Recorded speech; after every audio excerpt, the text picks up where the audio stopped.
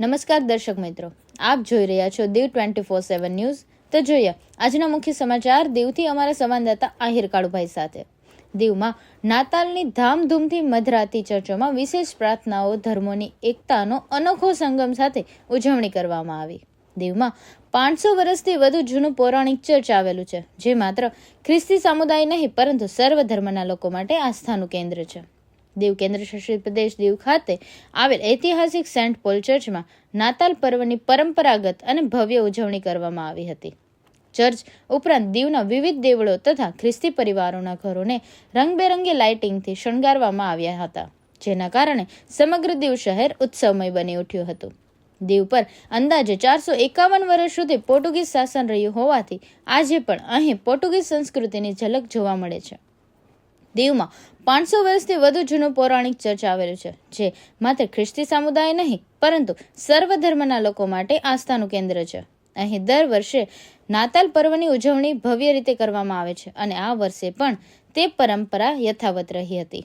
નાતાલના દિવસે સવારના સમયે સેન્ટ પોલ ચર્ચમાં ખ્રિસ્તી સમુદાયના ત્યારબાદ સાંજના સમયે ઈસુ ખ્રિસ્તીને યાદ કરી દીવના વિવિધ ધર્મના લોકો દ્વારા મીણબત્તી પ્રગટાવી પ્રાર્થના કરવામાં આવી હતી। ચર્ચને સ્ટાર, લાઇટ અને રોશનીથી આકર્ષક રીતે સજાવવામાં આવ્યું હતું, જ્યારે ઈસુ ખ્રિસ્તીના જન્મની વિશેષ થીમ ચર્ચમાં આકર્ષણનું કેન્દ્ર બની હતી।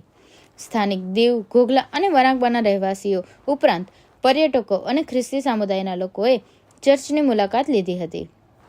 ખ્રિસ્તી પરિવારો દ્વારા તેમના નાતાલની આગલી રાત્રે ખ્રિસ્તી ધર્મના પરિવારો દ્વારા ઘરમાં ક્રિસમસની ઉજવણી કરવામાં આવી હતી। દીવમાં ખ્રિસ્તી સમુદાયના આશરે 50 જેટલા પરિવારો વસે છે। તમામ પરિવારો દ્વારા ઘરોને રંગબેરંગી રોશનીથી શણગારવામાં આવ્યા હતા।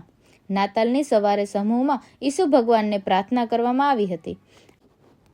આ ઉજવણીની વિશેષતા એ રહી કે સેન્ટ પોલ ચર્ચ ખાતે કોઈ પણ ભેદભાવ વિના હિન્દુ તેમજ અન્ય ધર્મના લોકો પણ મોટી સંખ્યામાં જોડાયા હતા। સૌએ એકબીજાને ક્રિસમસની વધામણી આપી અને ભાઈચારાની ભાવનાથી ઉત્સવ ઉજવતા દીવમાં રાષ્ટ્રીય એકતા અને સર્વધર્મ સંભાવનું સુંદર દ્રશ્ય સર્જાયું હતું। D24/7 ન્યૂઝને લાઇક કરો, શેર કરો અને સબસ્ક્રાઇબ કરો।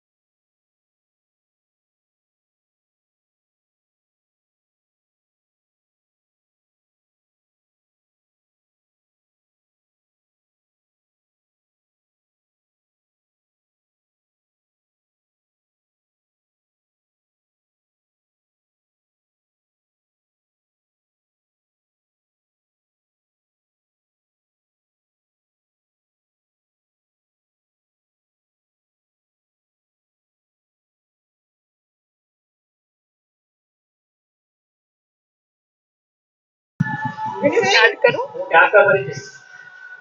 Okay. So my name is Bianca and I'm from Diu.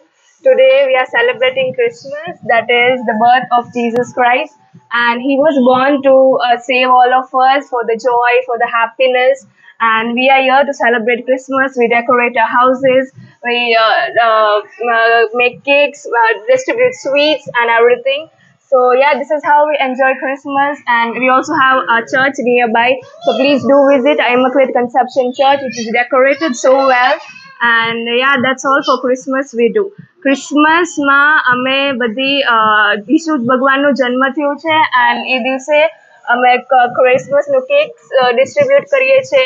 એમનો જન્મ થયું because for celebrating joy, happiness, and this is how we celebrate Christmas. Yeah, thank you. My name is Forum. I am also a local resident of Diu. આજે 25 December છે. હું અહીંયા દીવના Saint pole ચર્ચમાં આવેલી છું.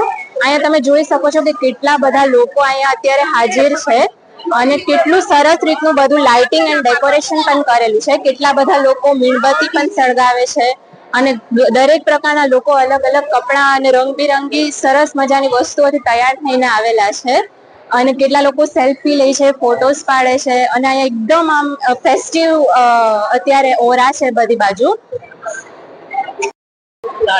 અહીંયા જે નાના નાના છોકરા છે એ લોકો અત્યારે સાન્ટા ક્લોઝના કોસ્ટ્યુમમાં આવેલા છે. એ લોકોને એકદમ સરસ મજાનું રેડ કલરનું ટોપી અને એ રીતે સજાવીને લાવેલા છે.